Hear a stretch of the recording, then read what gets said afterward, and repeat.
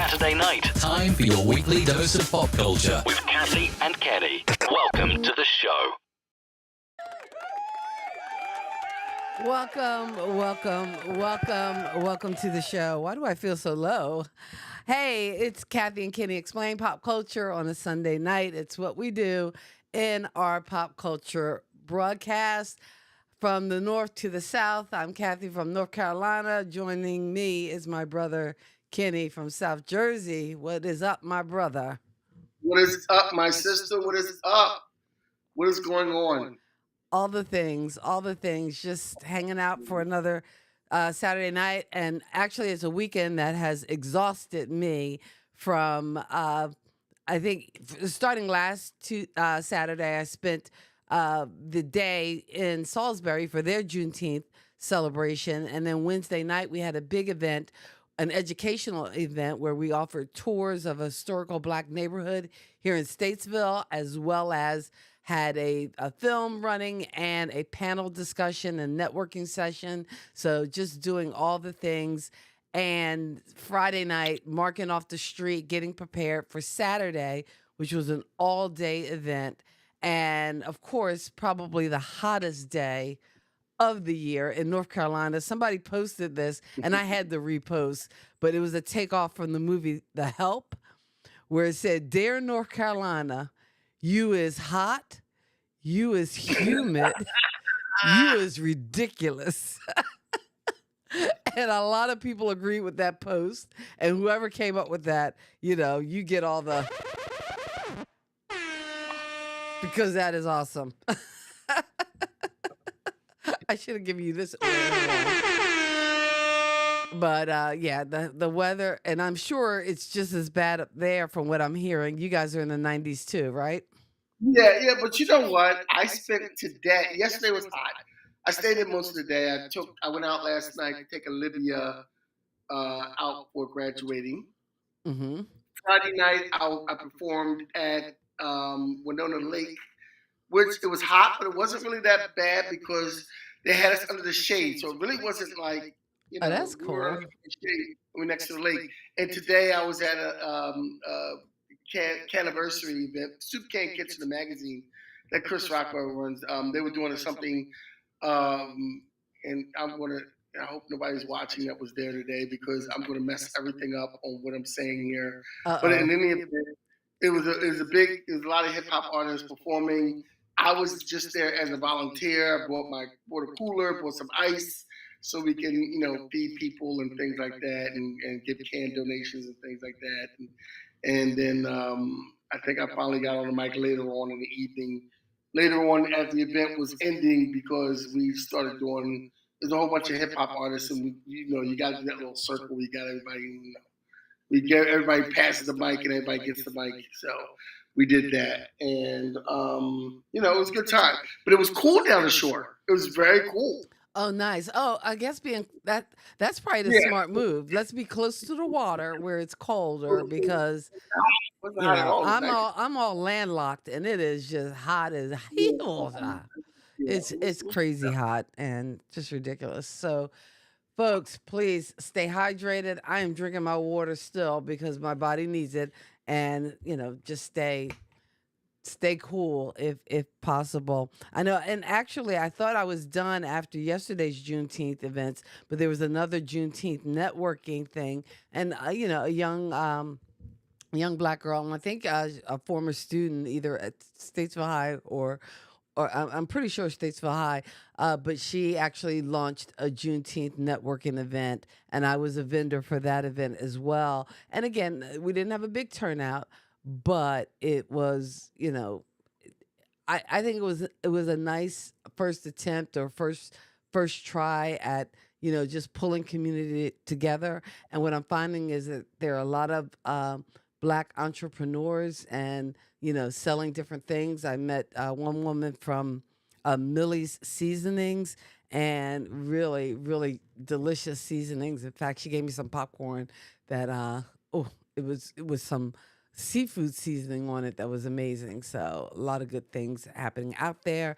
And as our cousin Lisa is reminding us, congratulations to Olivia, who just graduated from high school. So that's your last high school graduate. So you're, That's my last high school graduate. Yes, yeah. that's my last high school graduate. So I'm done Unless with high unless school. you're having some more kids. So No, I'm not having any more kids. None at all. Nope, I'm too old. No, it's done. I'm done. I'm fixed. I'm clipped. It's all done. So I'm like a new dog right now. But in any event, that's yep, last one.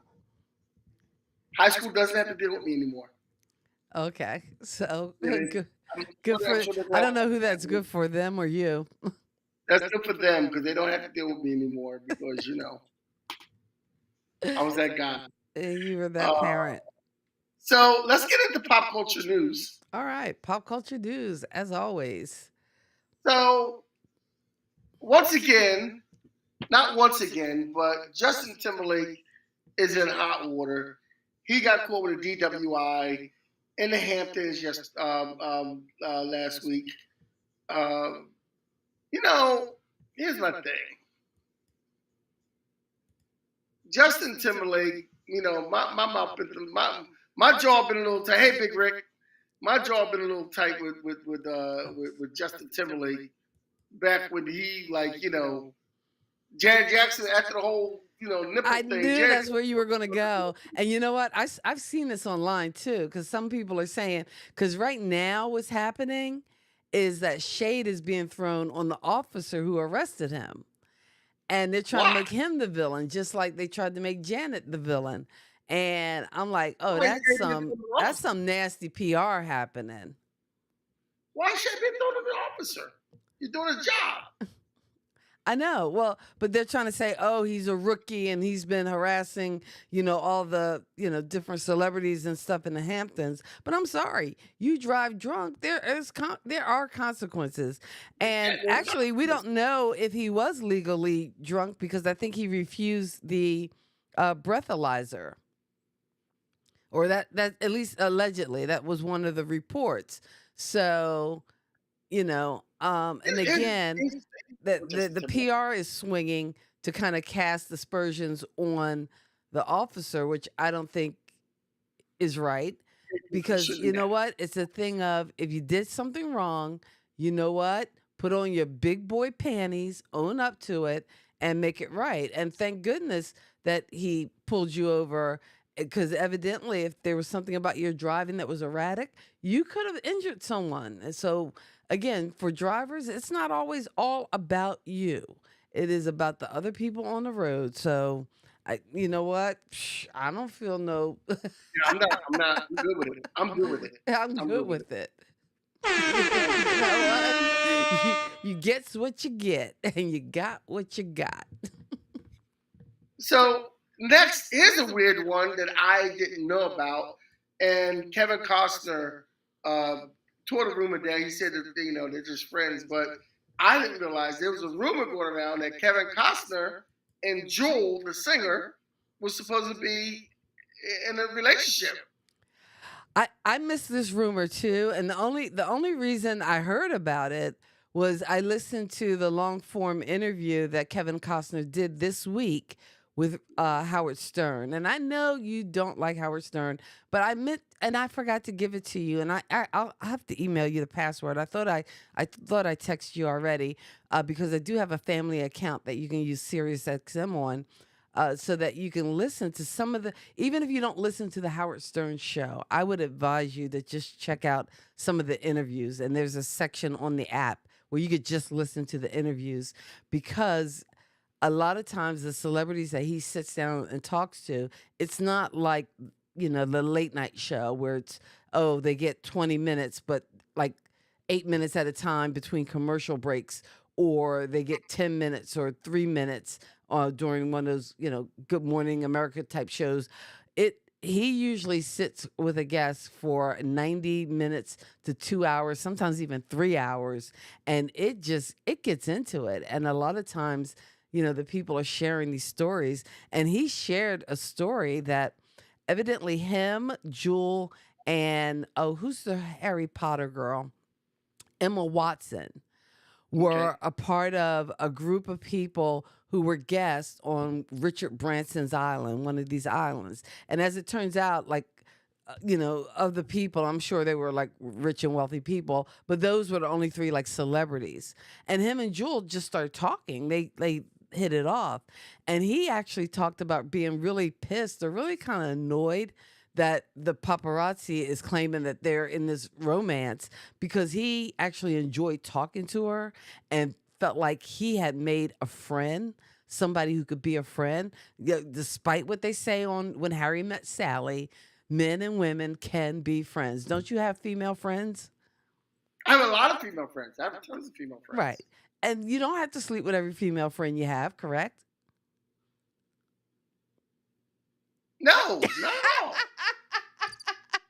No, I was no. Something was over. That you were way too slow to No, answer. I don't want my female friends to get pissed and mad at me. No, do not. I have female friends that I have not slept with at all, and I have female friends that not only have I not slept with them, I haven't wanted to sleep with them, and not because they're ugly. They're nice looking people. You have such a tact about you, such a way with words. Friends, though, it's such a thing as having just friends that are female. Harry Met Sally is totally wrong. That whole thing. So in any case, I think he, from the tone of the interview, he sounded annoyed because of the rumor mill and what was being published. He was afraid he would lose this, this person in his life who he enjoyed talking to him, would make a great friend. And I guess it got so bad that his kids even asked him, "Oh, wait, where's Jewel?" So evidently they were looking for her, thinking that, they were in a relationship. But he says that they're just friends. Now, all that to say, he could be lying through his teeth, or maybe their friendship does develop and become something more. We don't know. But right now, it's just a rumor. But that was a really good interview. You know what the best part of that interview was, though? And again, I know you feel about Howard Stern, but it was still a good interview, is he talked about the sequel to The Bodyguard. And do you know he had a script and everything? Do you know who was supposed to star in the sequel to The Bodyguard? Who? Princess Di. And he actually, in this interview, went through the whole plot of Princess Di, and how she would relate to this, I guess, sequel to The Bodyguard, and really good things. And evidently, with her passing, that didn't happen. And when she died, people were talking about different things, and that came up. And the royal, whoever does the publicity for the royal family, and they might be related to those people doing publicity for Justin Timberlake, kept saying no, that there wasn't going to be a movie or that wasn't going to happen and everything. And Kevin Costner was getting kind of pissed off about it. And I think it was Sarah Ferguson who was the connection for them actually, meeting and kind of getting them together to do this project. And, I think he used her as a way to kind of forge to the royal family to say, hey, stop saying this, because if you don't stop saying this, then you know what? My lawyers might have to make you stop saying this. So, he got real defensive, but he talked about that. He talked about Whitney Houston and how he basically took care of her and kind of guided her through, like when she got stuck on like acting parts and things that were happening. And he also felt like when she passed, they were throwing mics in everybody's face and they kept coming to him for comment. And he didn't want to make a comment because he didn't feel that was his place. But he gave like a 17-minute eulogy. And the only reason he did that is because Dionne Warwick called him. And Wow. when she called him, he was saying in this interview, which is, again, you got to listen to the interview. He was saying that there was something in her voice that was just so broken that before she could even get it out, he was like, yes, I'll do it. Because, again, he hadn't planned to make any kind of public statement or anything. But then because I guess it was televised and these people were there, whatever, people were telling him he had to shorten his remarks or whatever. But you know what? He had 17 minutes worth of stuff to say about Whitney, so he said his piece. I wasn't a big Kevin Costner fan either way, but after listen, and this has happened to me more than once after these Howard Stern interviews. After listening to the interview, I'm like, oh wow, I have a new respect for him. And I didn't watch Yellowstone. I'm not on that bandwagon yet. Maybe once it goes off the air for like 5 years, then I'll catch on, almost like I did with like Young Sheldon and Better Off Dead and half of the movies that I watch, but or Walking Dead. But Tiffany Haddish was another one when you heard her story and where she came from, and you're like, oh wow, just gained mad respect. But the Kevin Costner rumors, I believe, are still rumors. If you can believe what he said during that interview. I think the only Kevin Costner movie I actually watched and liked is Silverado. Is Silverado? I can't think of any Kevin Costner movie that I actually like. He also talked about The Big Chill because he was in the he was in The Big Chill. I think The Big Chill, yeah. You know what was interesting too, because a lot of people, especially actors, would think, "Oh wait, that's my big break," and boom, I'm cut from the movie, and then it blows up to be one of the biggest movies. But actually, he didn't even have that kind of remorse or regret. He still considers The Big Chill his big break because he got to do that movie. It opened the doors to so many other things, so many other opportunities. So he wasn't looking that gift horse in the mouth at all. Right. So Exactly.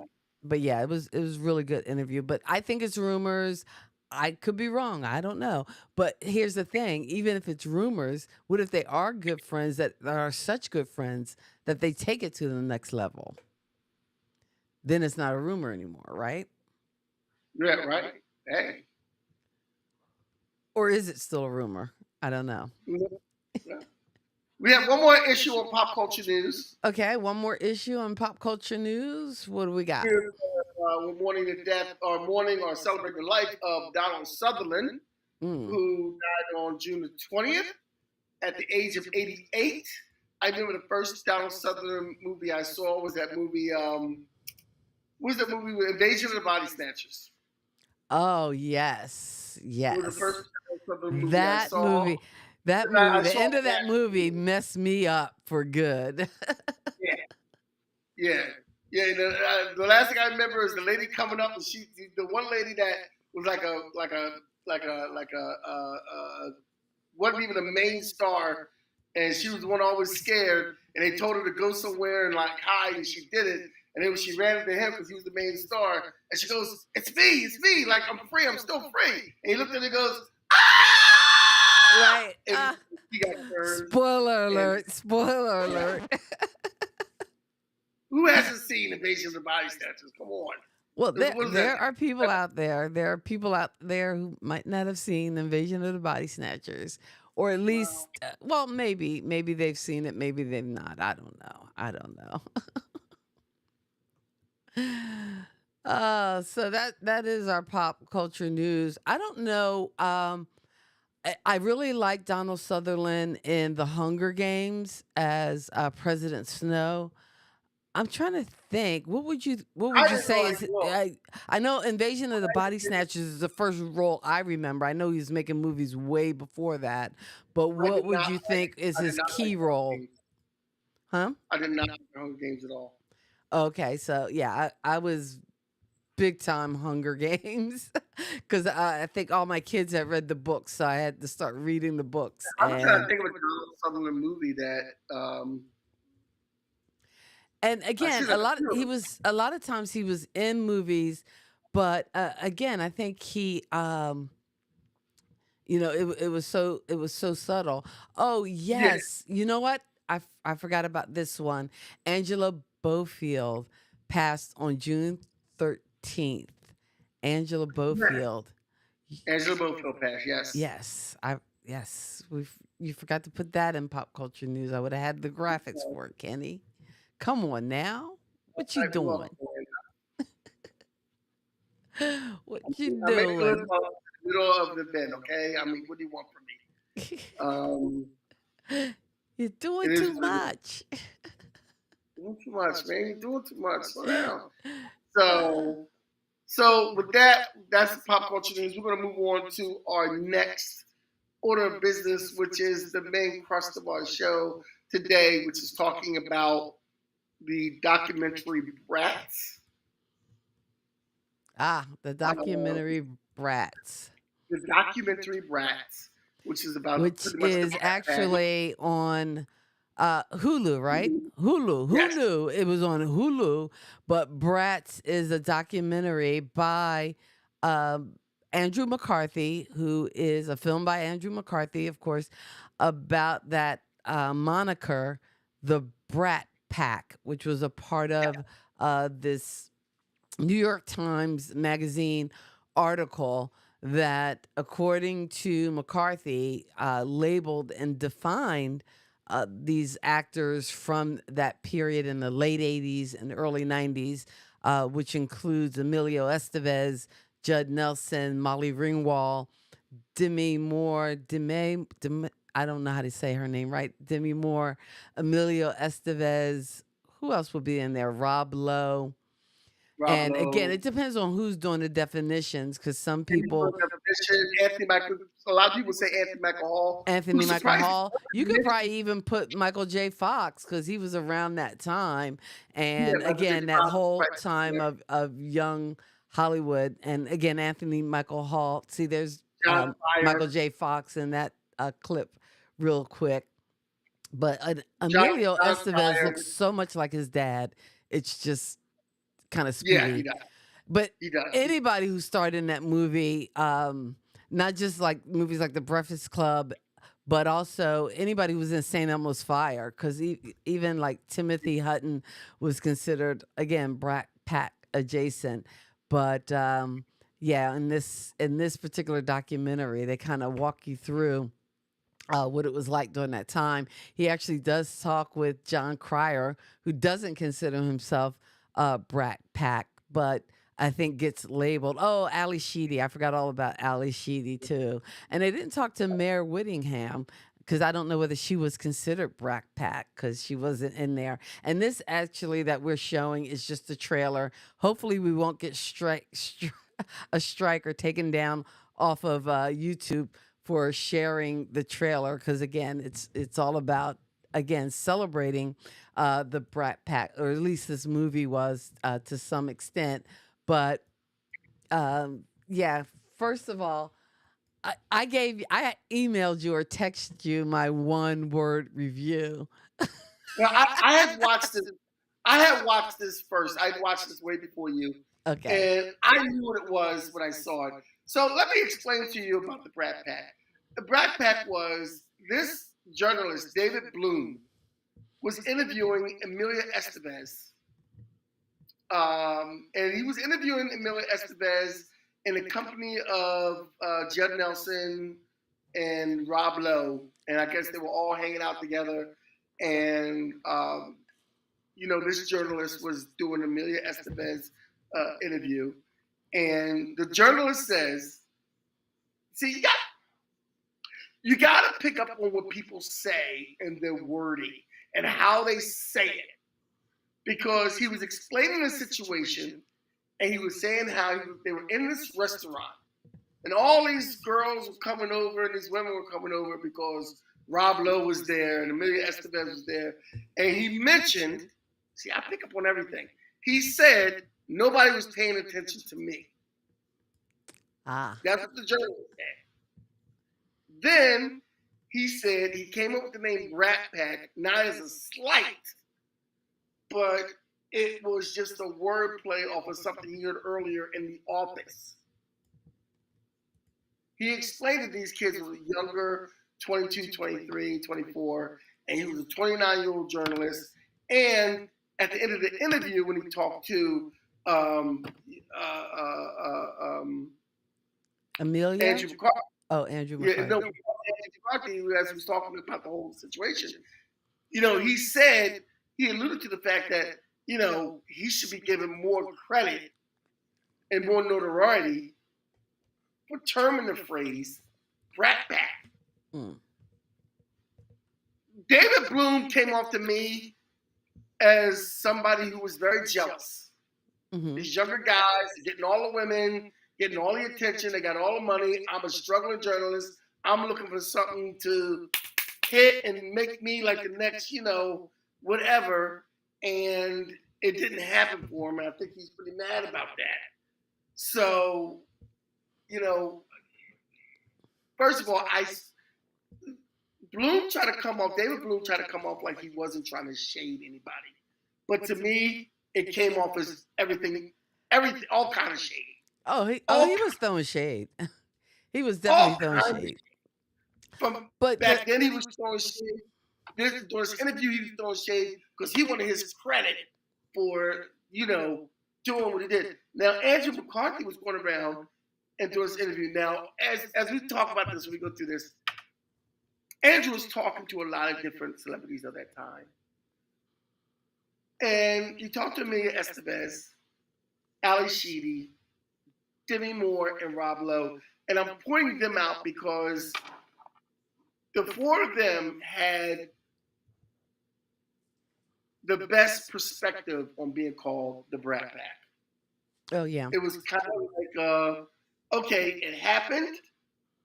Mm-hmm. We're rich, famous white kids with a lot of money. Get over it and keep our career moving. Yeah, That's what they did. That was my one-word review of the movie. You want my one-word review of the movie?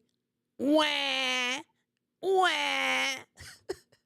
But to me, it seems like, Andrew, and I guess, and they did interview some other writers and critics and people. They taught them Malcolm Gladwell and just, people who study pop culture and different phenomena.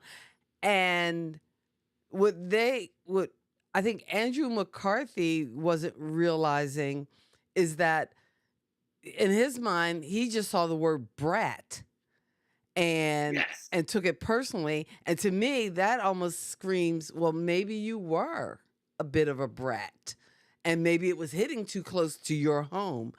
But for most of us, and I'm saying most of us, folks of a certain age, like in their mid to late 50s, have a bit of an affection for, and one of the people in the documentary even mentioned this, for the Brat Pack, because there was a time in the late 80s and early 90s when they were actually, Hollywood was making movies that catered to that age group, that early 20s age group, of which we were a part.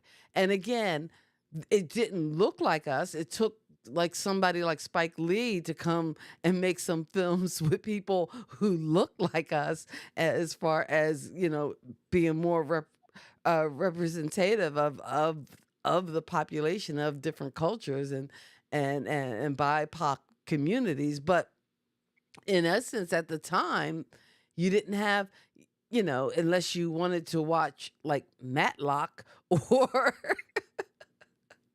or old people shows. But back in those times too, I mean, you can see it in the late 80s, early 90s on video, but you only saw these movies in the theater.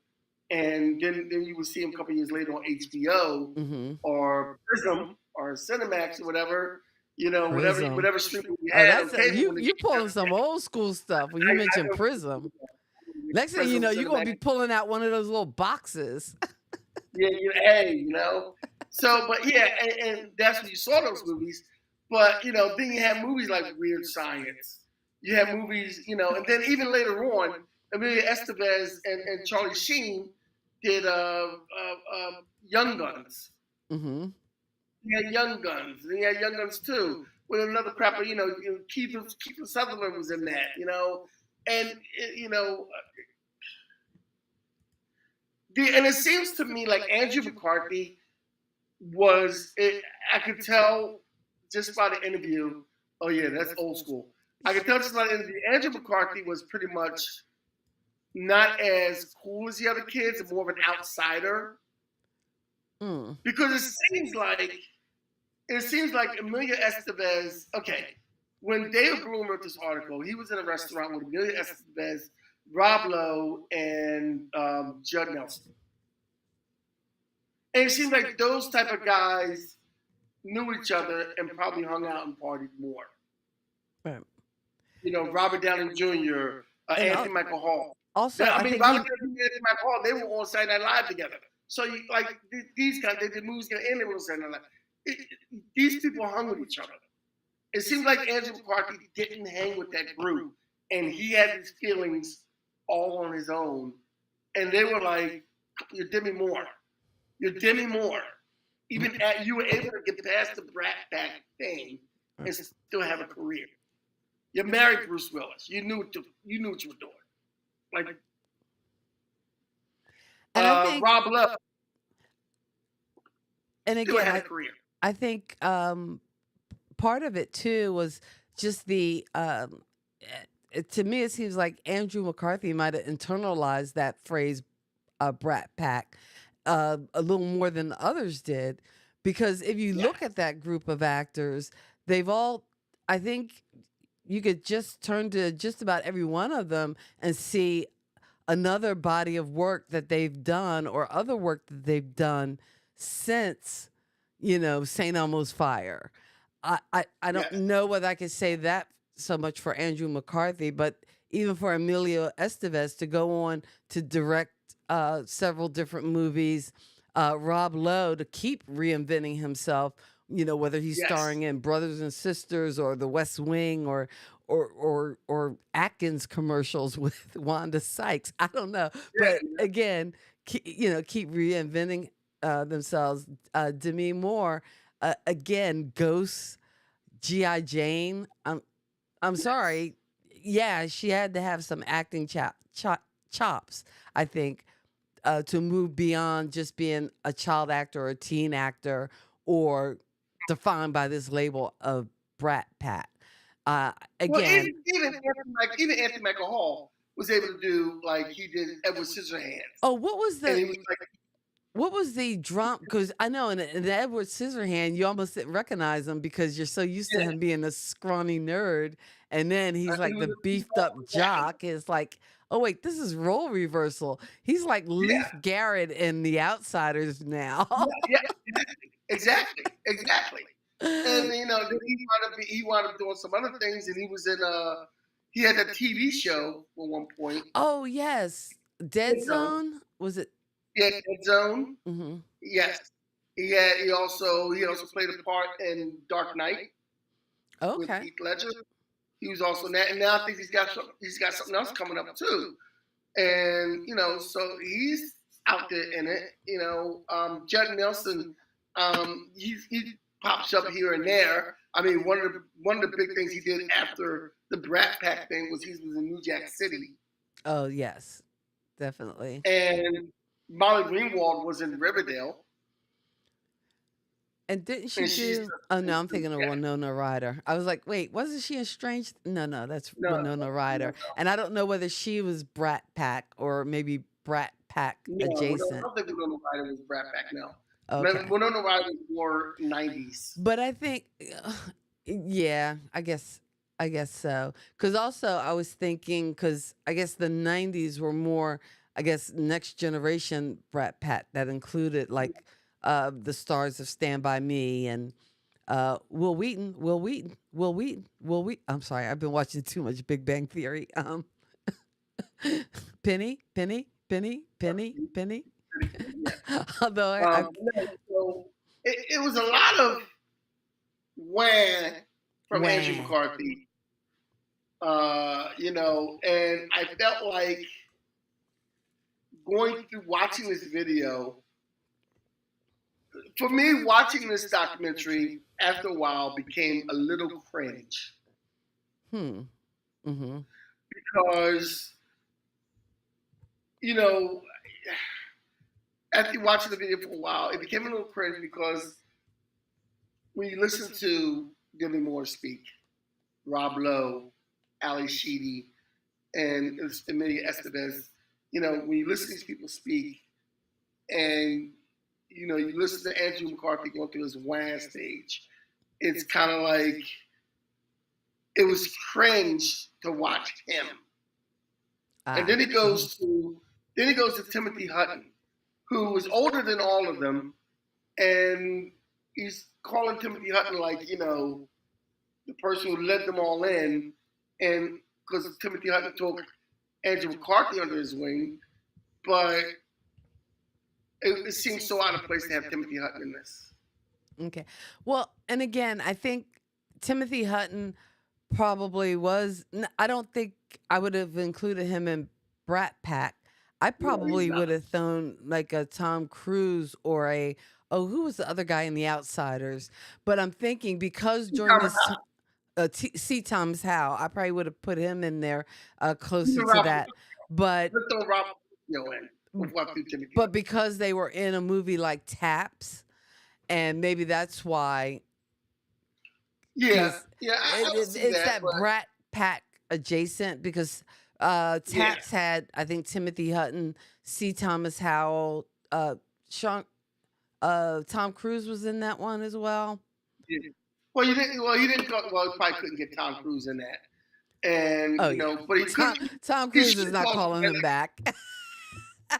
You should have called in somebody like C. Thomas Howell.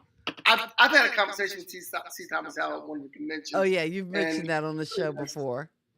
Yeah, he's a really nice dude. But I also had a conversation with Andrew McCarthy, and they talked about in this documentary. They talked about the alternate ending to 16 Candles and how it got booed, and they had to go and refilm it. And when they refilmed it, he was already doing another movie, so they had to put a wig on him at that last scene. That was a wig that was on Andrew McCarthy and everything. And he was saying how bad the wig was, and I didn't notice the difference between the hair from one scene to the next. For me, it wasn't a bad wig. You just complained about something else, man. Wah! So, hey, you know what, Kenny? We've been going strong for so long. Let me just take a quick commercial break. Hey, it's Kathy, and we are Kathy and Kenny. We explain pop culture here every weekend, Sunday nights, sometimes Saturday nights. Might be rain, might be snow, all depends on the weather. But we are so glad that you are joining us. If you are watching us on YouTube, if you're not watching us on YouTube and you're on the Facebookals, move over. Come on, people. Because we'd love for you to subscribe to our channel, Catherine Can Explain Pop Culture, as well as give us that big thumbs up and like the video. We appreciate that. If you are listening to us, chances are it's on Who's Got Next Radio, which you can hear us on Tuesday nights. Kathy and Kenny Explain Pop Culture. We appreciate all your support. And back to our regularly scheduled program. And you know what else is on Who's Got Next Radio? What else is on Who's Got Next Radio? Yeah, Who's Got what? What else? Tell us. What else is on Who's Got Next Radio is the Words Out podcast. Every Monday night at 8 o'clock on Instagram, I interview different poets, different spoken word artists. Tomorrow we're going to have Juanita Smalls. I like to call her the cornbread lady because she makes this really dope cornbread and anyway, and cookies and everything. But we're going to be talking to her. And next Monday, we're going to be talking to a very talented poet in the South Jersey area, Elle Vintage, who is, I was hanging out with her today, and she's just phenomenal. So every Monday at 8 o'clock on Instagram, we talk to poets and I interview poets. And then that gets played on Who Got Next Radio on Tuesdays, along with Kathy and Kenny Explain Pop Culture. All right. Just giving you your props. And Juanita is listening in now, too. And you'll catch Juanita. She's going to be on this Monday night?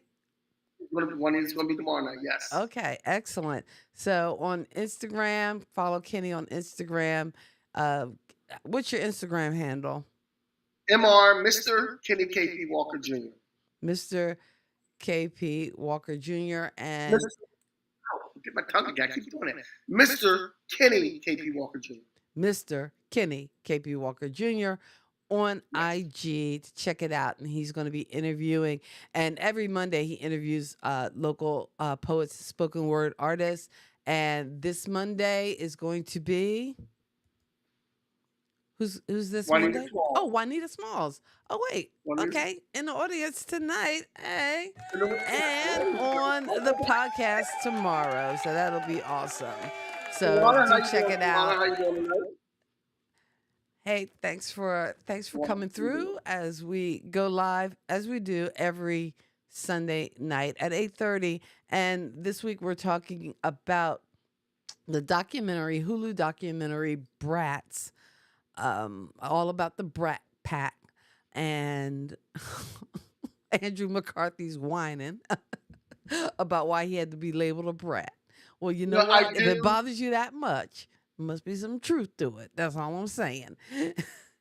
And Well, when you I'm think not about it, a the brat. guy who wrote the article was throwing shade. He was jealous. That I mean, there's no other way to paint Yeah, it. He was just mad at him because they were young, rich, and famous, and hey, it happens. they were getting all the women, and nobody was paying attention to you. So you decided to hit below the belt. That's what happened, basically. Ah, That's what happened. And you the hurt some pen feelings. is Some people sharper got than the over it. sword. You hurt some people's feelings. Most of them got over it. Andrew McCarthy apparently didn't. Mm-mm. Although, in a way, I'm kind of glad he didn't get over it because we did get to see this documentary. So you kind of got to see the other side of these performers, or at least another side of them.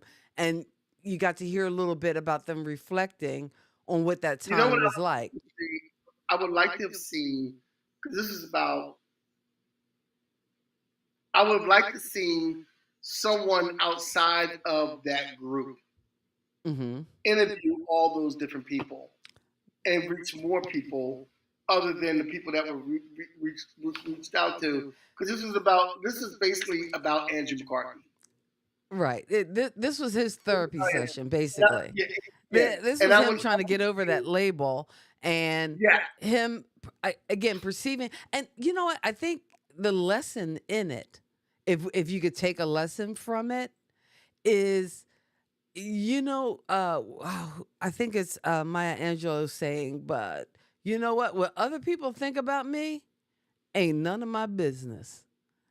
And if Exactly. he had that attitude, he probably would have went on to live his best life and, taken on the acting projects that he wanted to take. But instead, he's always worried about, well, if this actor is in it or this actor, I'm Well, going to be Brat Pack or whatever. I'm like, I you take the mean, that was role that's Emilio right for Estevez. you. That was Emilio Estevez. That was Emilio Estevez's thing. He Yeah. said that after that came out, he kind of separated, didn't do movies with people that were considered in the Brat Pack. Mhm. But it still worked out for him. He was still fine with his career. He still did what he wanted to do, and he did it wisely and smartly. But I mean, the rest of them were just kind of like, let's live our lives and do what we do. You're better off proving people wrong about you than accepting that they're right. Ah, oh, that couldn't be better said. Oh, I like that. That's on the money. So Because yeah, I people mean, I people would are going love to to say what see they're going to say someone. about you, whether you're some famous rich actor or whether you are somebody, my next door neighbor. People are going to say what they're going to say about you, I and would you love to can't see control something that. like, yeah, and I would love to see something like maybe like a Ryan Seacrest or someone like Ew. that of that. Well, You someone know of what that kind. you know who they could get? Who? Kurt Loder. Kurt Loder. Okay. Kurt Anybody. Loder, who used to do the news on MTV. So there you got a throwback news interviewer for the But I would MTV like to see that. generation and the first group of stars from that kind of MTV generation to kind of sit down with them and do like a panel style interview. Because to me, that would be a lot of fun. I think, And I I would like think to one of them said, I don't know whether it was in the documentary or whether it was an article I read afterwards, was saying how they wish it had been more of a kind of like group conversation where they can kind of sit on the couch and you bring back the stars from some of those John Hughes movies, 16 Candles and Breakfast Club or St. Elmo's Fire. Like a Well, St. that was Elmo's another Fire thing. reunion. That would have been pretty cool. That was another thing I liked about this. That's one of the few things I liked about this documentary. I like how they talked about John Hughes. Oh, yes. Like everyone had the biggest respect for John Hughes, and I like the way they talked about John Hughes, and how he let them explore their characters. Like he wasn't. They were saying how he wasn't the kind of person where you had to do exactly like if you had an idea to bring in, you bring your idea in and you can see how you can use it and see what you can do with it. And you can tell when you see some of the movies, you can tell there is some improv, especially in Breakfast Club. You can tell there's some improvisation somewhere in there that these Definitely. kids were Well, able to do and certain again, I things. think, and that was a testament to, again, having a director.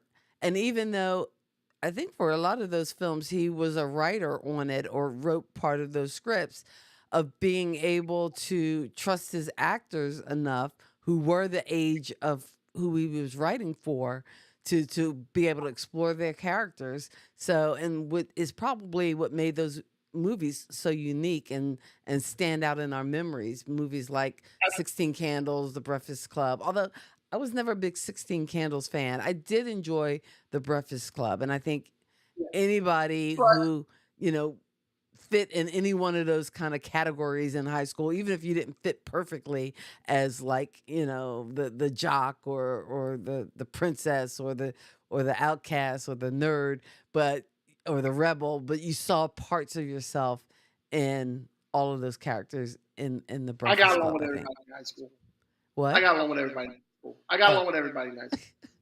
The nerds, the jocks, the smart people. but what I would was you just like label that. yourself as? Huh? What would you I, label yourself I, as? I would, you know what? In high school, I know, I think Rick is still out there, but and I would label. I don't know what I would label myself as because I got along with everybody. I wasn't. I was kind of nerdy, but I wasn't really nerdy. Um, I wasn't quiet, but sometimes I was. It all depends on what the situation was. I don't know what I would. I don't really know what I would class. I was just a nice guy. Okay. Mr. Nice Guy. I was just a nice guy. That's why I Okay. never had a girlfriend. I was just a nice guy. I did have a girlfriend, but they came to my table and all the other girls wanted to beat her up at one point because she was just a total. That's another story altogether. So So, if you had to give this documentary a rating on a scale from 1 to 5, I would give this documentary a. you want to I say it thought the documentary is at very the same time? self-indulgent. Huh? Do you want to say your rating at the same time? No, because yours Okay. might be different than mine. What is yours? Well, wait, you didn't give yours first. Okay. I thought the documentary itself could have been done better. I think Andrew McCarthy did not do a good job of representing the Brat Pack, and he did not do a good job of representing everything. It was kind of woe was me into himself. It was kind of self. Um, I Well, don't he know. turned that moniker into a self-fulfilling prophecy. Yeah. So I would give this documentary from 1 to 10. I would give Oh, it a wait. 5, and the only reason I would give it a 5 is because I got to see Ali Sheedy, Emilia Estevez, and Demi Moore, and Rob Lowe, and John Cryer talking about those times that they did things, and that was more interesting to me than anything. You know, And I seeing did a Ted 1 to 5 Cruz- rating, and I was going to give it a 2. But if you go 1 to 10, I would, I probably would land on a 5, if not a Yeah, 4, I'll just say 10. because 1 I to think 5. it missed some opportunities Yeah, to really it missed some opportunities to really explore, even though through some of those conversations you got a sense of what that time was for those actors. But I think it was also nice getting to see them on the other side of it, Yeah. which was great. But like you said, I think it was his own like therapy session that he just Very recorded for the rest of us. And I don't know. I kind of felt too that, you are doing a documentary, and I don't know much about filmmaking. I'm an amateur. I love to play around with cameras and different things. I was a little annoyed when I saw cameras in the shot. And I realize you're filming from different angles to get different yeah. perspectives, and that can be done, but do I was better, honey. okay. Do better. I was okay with seeing cameras in the shot. I was okay with that because I Mhm. know that's how some documentaries do it. And I get And it. I like the realism of seeing the cameras in the shot. Yeah. However, some of his conversations going in to talk to these people that he hadn't seen in 20, 30 years was kind of like, and then I thought about it. I was like, you mean to tell me Amelia Estevez and Rob Lowe and Demi Moore haven't seen each other in 30 years? I think not. It No. came off. Actually, I'm be honest with you. It came off with Andrew McCarthy coming out looking kind of pathetic because you could tell he wasn't one of the kids that hung out with all the other kids. For some reason, Rob Lowe and Amelia Estevez and Judd Nelson were going out and not inviting you. There's a reason for that. That's what I got out of it. Demi Moore and the rest of them, they were hanging out, and nobody invited you. 30 years later, now you want to talk about it. What's to talk about? Exactly. And they're looking at you like, yeah, well, I lived through it fine, man. What about you? Exactly. They came out on the other side of it. Okay. They're looking at So him like, he was we got paid a he, lot of money. and he got hung up on it, and We yeah, got paid a that's lot a of long money. time to spend your life like hung up on one thing, one label. It's almost like living in the past instead of living for the future or seeing Yes, what, yes. what's possible instead of, yeah, that's that past mind Yeah. thinking mentality that hopefully completing this documentary will like cure him of. But unfortunately, I hope this isn't considered definitive because I would love, I like would, you said, to see I the would like to see a, documentary that actually reunites folks and yeah, puts I would like to see more a people in properly the done room. documentary. I Yeah. would like to see a properly done documentary. If anything, this one made Andrew McCarthy look kind of like a sap, kind of weak, kind of wham, kind of like Mhm. entitled, privileged. I don't know what you want to call it, but it was All all of the those things, above. all the above for Andrew McCarthy for me, and it made you look at him a little less, and it was kind of sad. It was kind of sad to me actually, and that's what made it cringeworthy as you watch it. It became more. It was like watching a car wreck. So now, would you recommend? Because it almost sounds like we're giving it a negative review, but I don't want to do that because again, if you were a fan of these movies of the late '80s, early '90s, and of those actors, I would suggest watching it because your take on it might be totally different than anything we spoke about tonight. I'm gonna So tell you now, if you want to see Molly Ringwald, if you want to see Judd Nelson, if you want to see Anthony Michael Hall, you're going to they be ain't in this disappointed because movie. you're not here. Anthony Michael Hall is barely even mentioned in this, and I don't know why Anthony Michael Hall is barely mentioned. And then he does a whole thing at the last scene where he goes, the phone rings, he goes, Judd, what's up? Like, yeah, Oh, no, I yeah, know. That Judd, was such that was such a crappy tease. yeah, that But, wasn't on so phone. you You don't know, even see Judd Nelson throughout this whole documentary. And like I said, it was mainly to me I'm on his that phone. own little therapy session for Andrew Yeah, McCarthy.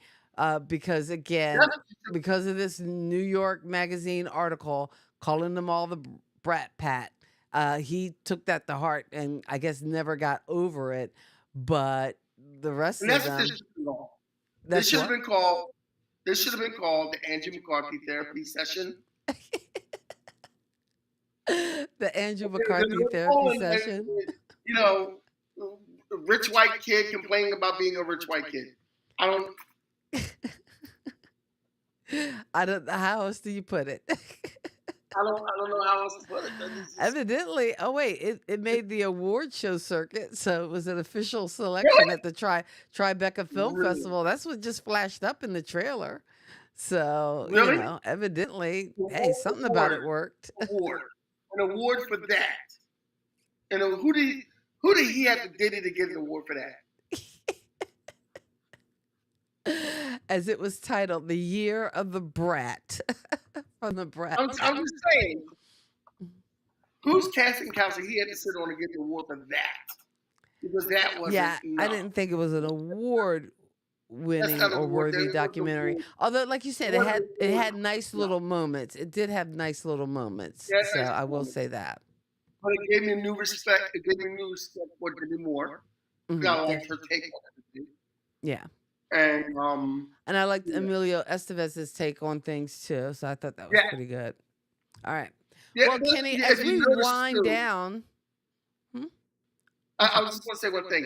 If Okay. you notice too, you have to watch body language, and you have to watch what people say. And as I'm watching body language, why am I echoing? As I'm watching body language and I'm watching what people say, I notice how when Andrew McCarthy approaches them, the body language that after not seeing it for 30 years, they're kind of like, "Hey, how you doing, man? Yeah, why are we doing this? Okay, Because, again, I think they didn't carry the label as heavily as I think he did. And he probably shouldn't have carried the label so hard. And maybe he did carry it that hard because a part of him maybe felt like he was an entitled brat.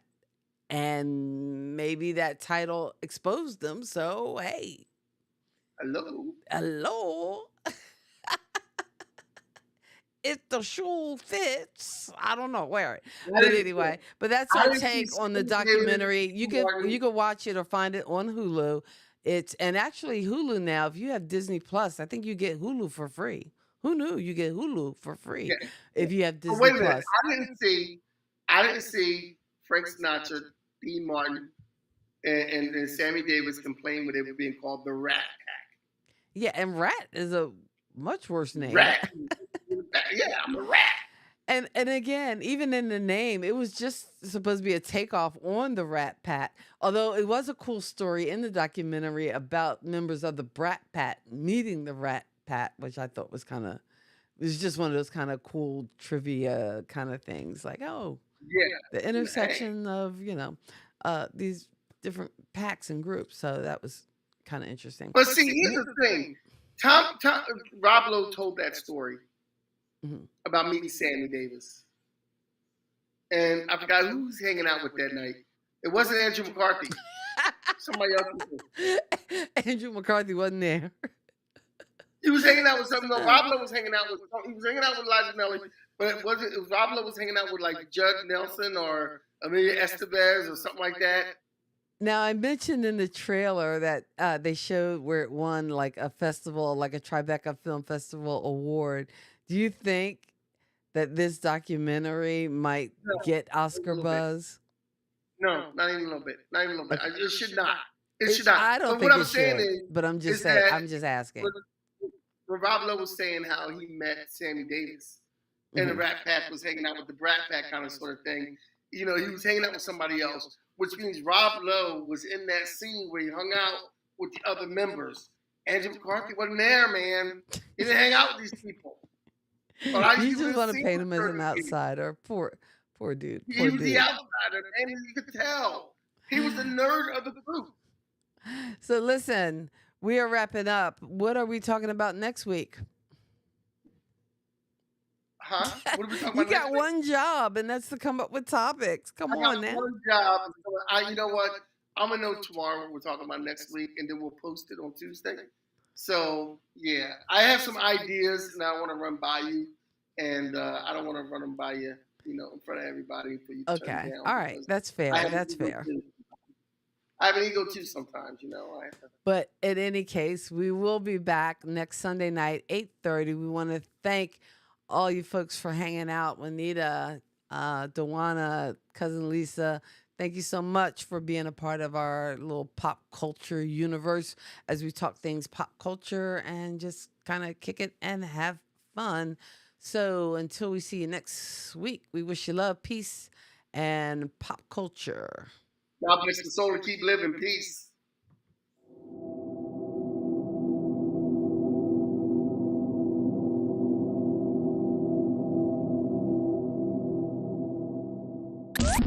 Thank you for geeking out with Kathy and Kenny on Kathy and Kenny Explain Pop Culture.